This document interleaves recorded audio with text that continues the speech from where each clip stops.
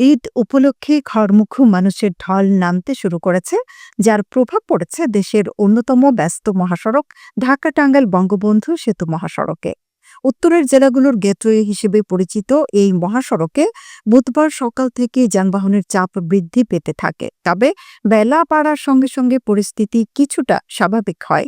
সকালের দিকে বঙ্গবন্ধু সেতু পূর্ব সংযোগ সড়কে কিছুটা যান চলাচল দেখা গেলেও হাইওয়ে পুলিশ দ্রুত ব্যবস্থা নেওয়ায় ধীরে ধীরে পরিস্থিতি নিয়ন্ত্রণে আসে। পুলিশের একজন দায়িত্বশীল কর্মকর্তা জানান, অতিরিক্ত যানবাহনের চাপ ও কিছু ছোটখাটো দুর্ঘটনার কারণে ভোরের দিকে যান চলাচল বিঘ্ন ঘটে। তবে ট্রাফিক পুলিশ নিরবিচ্ছিন্নভাবে কাজ করে যানজট দ্রুত নিয়ন্ত্রণে এনেছে।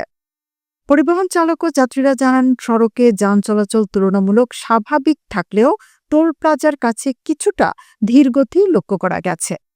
বিশেষ করে বঙ্গবন্ধু সেতু টোল আদায়ের সময় সামান্য বিলম্বের কারণে যানবাহনের লাইন কিছুটা দীর্ঘ হয়। তবে যানজট এড়াতে পুলিশের তৎপরতা ছিল চোখে পড়ার মতো।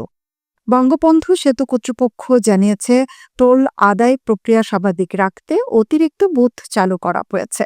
পাশাপাশি যান চলাচল নির্বিঘ্ন রাখতে ট্রাফিক পুলিশ গুরুত্বপূর্ণ পয়েন্টগুলোতে চেকপোস্ট বসিয়েছে।